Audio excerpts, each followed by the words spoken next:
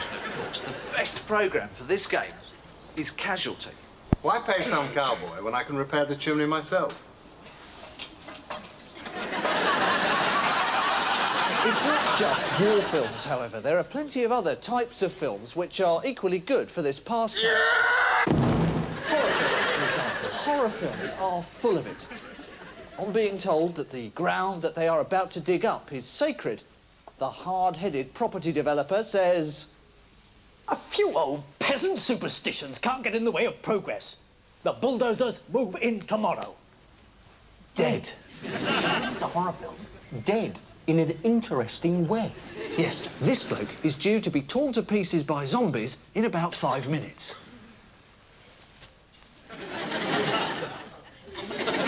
Please, I heard something. These two have just heard strange noises in the middle of the night. OK, darling. If you're worried, I'll go outside and check. It's only the wind. Horribly mutilated by an unknown creature. And why has he gone outside? Because all humans in horror films are incredibly stupid. The only person who always susses it is the dog. The dog always senses evil. I say, what's the matter, Dipper, old boy?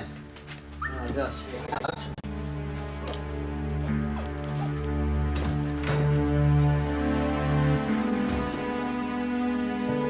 Dead.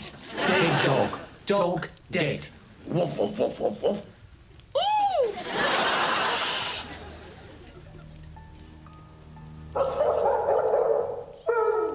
Only one dog never dies in these films.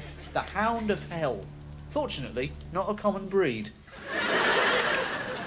So down to the finalists in this year's Working Dogs competition. We're down to just 4.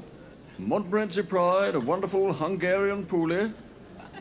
Arbuthnot Marmalade III, Welsh Terrier. Hermes Behemoth Belial, Hellhound. And of course, Peregrine Pickle, the marvellous Yorkshire Terrier who's delighted us so much this week. There is one character, however, you will always seem to find in a horror film. Let's just call him the Mad Priest.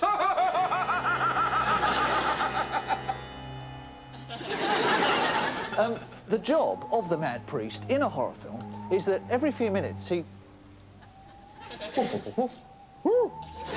Every few minutes he will appear and he will then utter terrifying warnings of doom.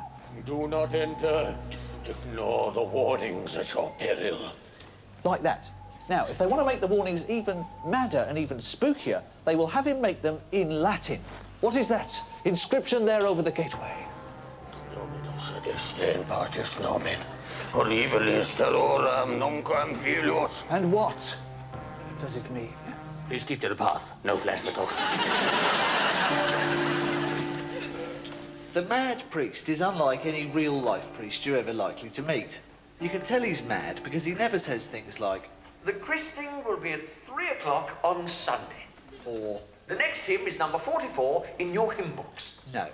The Mad Priest says things like, According to the 3rd scroll of the Kabbalah of Behemoth, 3 moons ago, in the desert, to the west of the ancient monastery of St. Catherine, within the scriptorium of the acolytes of Job, there was a confluence of the forces of evil on a scale unimaginable to humankind. The next hymn is number 44 in your hymn books. apart from Mad Priests, horror films also rely heavily on children. Loads of films have horrible children.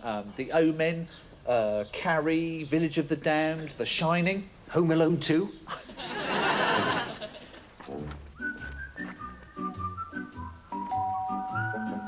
Hello, Mr. Johnson. Hello, Mr. Johnson.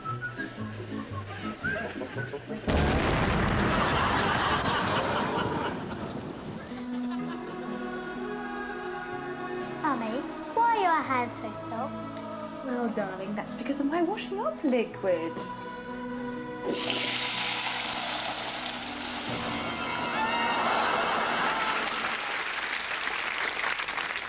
I've been taking this for 3 weeks now. And frankly, I can't believe it's not butter. How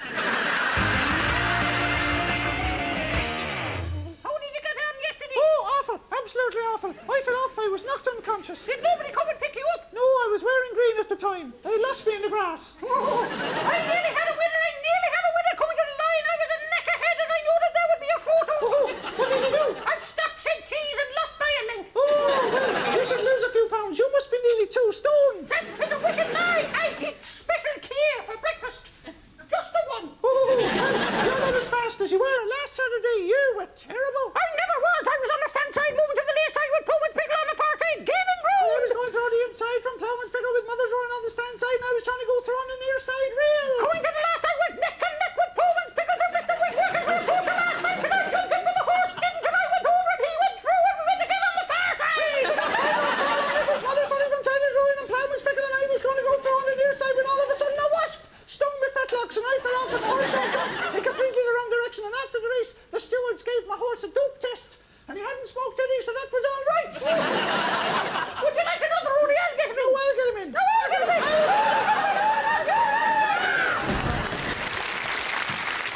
in. Hugh?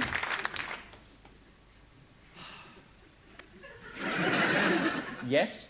Why have you changed your name? Because I've been told that that is my true name, my spiritual name. Oh, and who told you that? I've joined the International Centre for Enlightenment and World Knowledge. It's changed my life. The headquarters building is built on a site specially selected by shaman as a powerful psychic centre of spiritual peace. Where's that? Just outside Slough. Oh, I see. So you sit around and chant all day, do you old hippie? This is the 90s, Steve, not the 60s. Enlightenment is not to be achieved through mere indulgence or the smoking of banned substances. Well, how do you achieve enlightenment? By direct debit. 100 quid a month. What, you give them money? Yeah. For what is money? You give them your money? Yes, but more than that. I give them your money.